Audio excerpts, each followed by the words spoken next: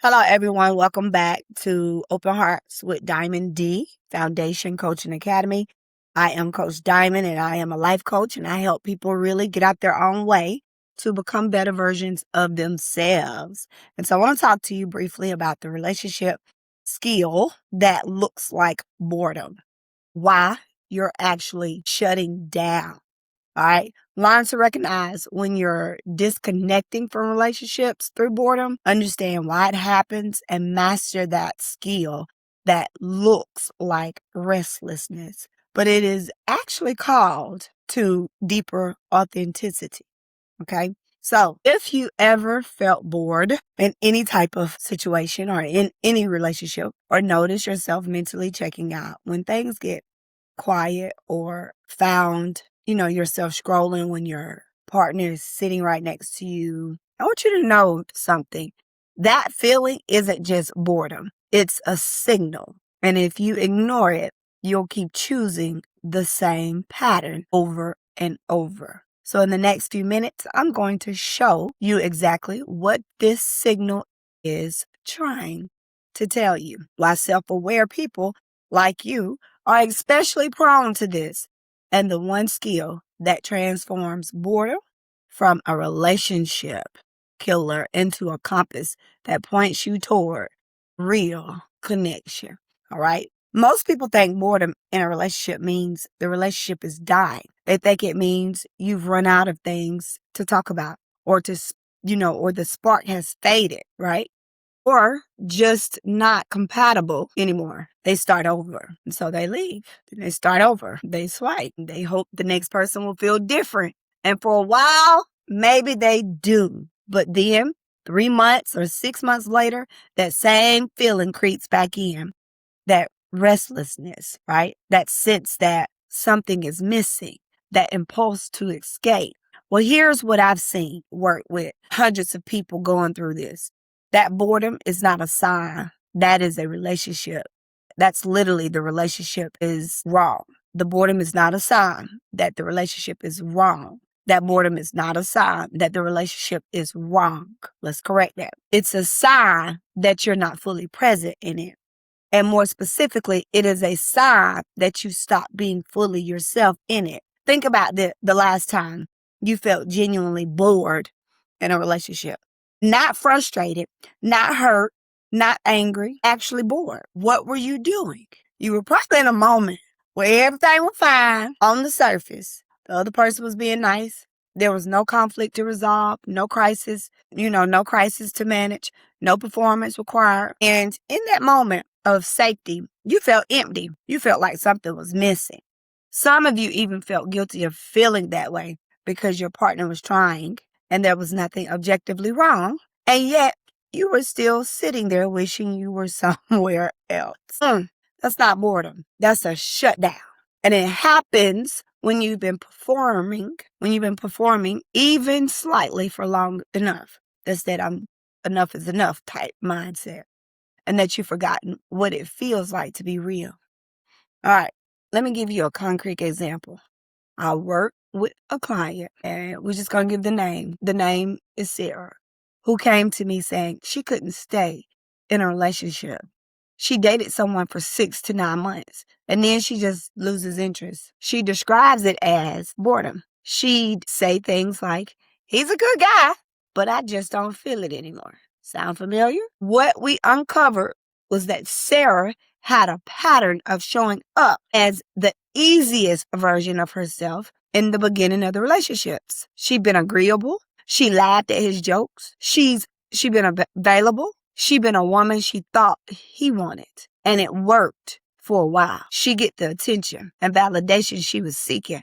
But after a few months, the effort of maintaining that performance would become invisible to her. And she'd interpret the exhaustion as boredom. She'd think this isn't working, when what was actually true was I'm not being myself and my system is shutting down to protect me. Once Sarah learned to recognize that difference, everything changed. She started noticing the moment she was performing instead of being.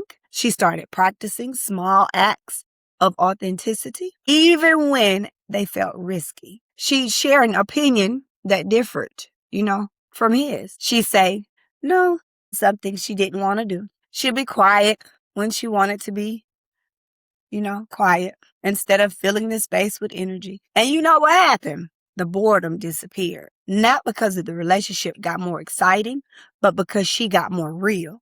And real connection is never boring, all right?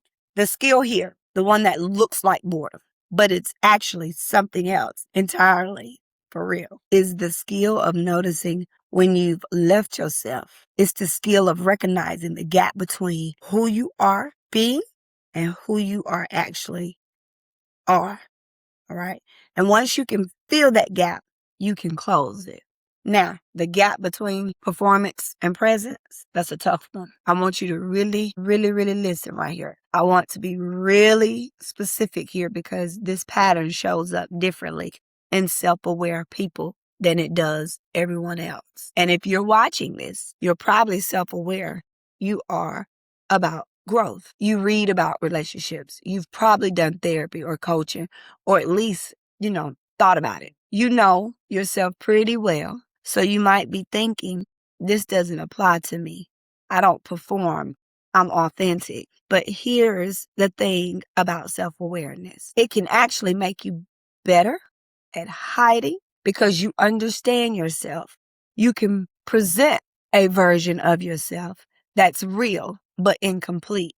You can choose which parts of you to highlight and which parts to keep private. And you can do it so smoothly that it feels like authenticity. You're not lying. You're just strategizing it. And it's not quite showing up, right? So self-aware people are often excellent at reading what a person needs or their partner needs. And you can sense when someone is feeling disconnected or when they need reassurance or when they need space. And because you're, someone that cares a lot, you adjust. You become more available when they seem withdrawn. You become more upbeat when they seem down. You become more sexual when they seem distant. Your response is a little off. You're attuned and it feels like love. But here, I want you to learn this. Here's what actually happens. You're managing the relationship instead of living in it. You're solving for it, for the comfort instead of sharing your reality. And that can be emotionally exhausting in a way that quiets the activities, feels dangerous because quiet is when the performance stops. Quiet is when you have to just be. And if you've been performing, being is terrifying. All right. And so I had another client and his name was, these are fake clients that I'm talking about though. Real people, but fake names. Let me rephrase that. I had another client and his name was Toto, who described his boredom like this. He said, when we are doing something, I'm fine. When we're talking about something important, I'm fine. But we're just sitting together watching TV or whatever. I feel like I'm dying inside, like I need to escape. What Toto was experiencing was the weight of all the ways he'd been editing himself. His sensitive guy, the guy inside of him. He's a sensitive guy, but the guy inside of him, is he feel like he hiding that person. Emotionally intuitive, is the key of that vulnerable side. Now, with his girlfriend, he becomes stronger and stronger. The provider, he's the problem solver. He made himself into the stable presence because he sensed that's what she needed. And it was working from the outside, but internally, Toto was disappearing. And in those quiet moments when there was no crisis to solve and no role to play, he felt the absence of himself. So actually, that it registered as panic. He called it boredom, but it was actually abandonment. He was abandoning himself, and his nervous system knew it. So the work for Toto and for you, if this is resonating, is learning to stay present as yourself, even when you don't know what's going to happen. Even when there's no script, even when your partner might react negatively to the real version of you, That's the skill. That's the breakthrough. And it's not comfortable at first, but it's the only path to genuine connection, because genuine connection is not possible when one or both people are partially absent. All right. Now, I want you to feel the action, because the cost of staying in boredom mode, it can cause damage. So I want you to feel the actual cost of this, because if you're numb to it, you won't change. And let me paint the picture of what happens when you stay in this pattern. You're in a relationship that looks good from the outside. Your partner is kind. He's trying. You have moments of real connection, but increasingly, actually, you're living a double life, okay? You are actually moving in the double realm in your mindset, all right? And you show up as one person with him, and you're someone else when you're alone. You're someone else with your friends. You're someone else in your head. This fragmentation is not sustainable. It creates a low level of anxiety that you can't quite name. Okay. And you start to wonder if there's something wrong with you. You start to wonder if you're incapable of long-term connection. You start to believe that you're the kind of person who gets bored easily, who needs constant stimulation, or who maybe just isn't built for relationships. I'm going to tell you. And because you believe that about yourself, you start to look for evidence of it. You notice every moment of disconnection as proof, and you interpret neutral silence as a boredom. You confuse the absence of performance with the absence of love, and eventually you leave. You end with might have been a really good relationship because you were never fully in it. Okay? Then you're alone again, and you swear the next time will be different, but you meet someone new. And the same pattern starts, and you show up as a version of yourself, and you perform. You manage, you respond to what they need. And a few months in, you feel the boredom creeping back. And you think, here we go again. I'm just not the kind of person who can stay. No, no, no, no. That's what you tell yourself. But you are. You're absolutely capable of long-term, deep connections, deep, authentic connections. And what you're not capable of is long-term inauthenticity. All right? And that's actually a feature, not a bug. Your system is trying to protect you. Your boredom is trying to wake you up. Pay attention. The cost of ignoring this signal is massive. It's not just about the relationships you leave. It's about the version of your life you keep postponing. It's about the intimacy you don't get to experience because you never risk being fully seen. It's about the self-trust you lose every time you abandon yourself in a relationship and then blame the other person for not fulfilling you. It's about the years that go by where you're never quite home in your own life. And now, I know, guess what? I know it sounds dramatic, but I've watched it happen. I've watched people in their 40s and 50s look back and realize they've never actually been in a real relationship because they never actually been themselves in one. They've been in a series of versions of themselves, performing for a series of partners and calling it love. I'm telling y'all, I do my work. I do my work. I put myself in my work. And that's not what's available to you, right?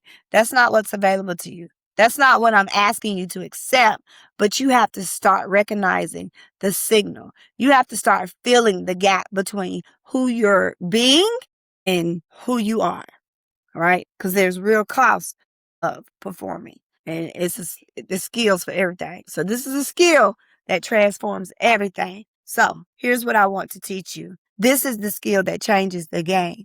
It's not complicated, but it requires practice. It requires you to get comfortable with a specific kind of vulnerability. The skill is this: learning to be bored on purpose and staying present through it. Okay. I know that sounds funny or crazy, or, it sounds like this woman crazy for real. No, but stay with me.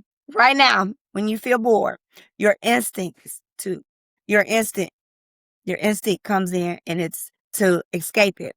You pick up your phone, you suggest an activity, you create a version to leave the room. You do anything to not feel that emptiness or that restless sensation. And it's escaping. And in escaping it, you're reinforcing the belief that something is wrong.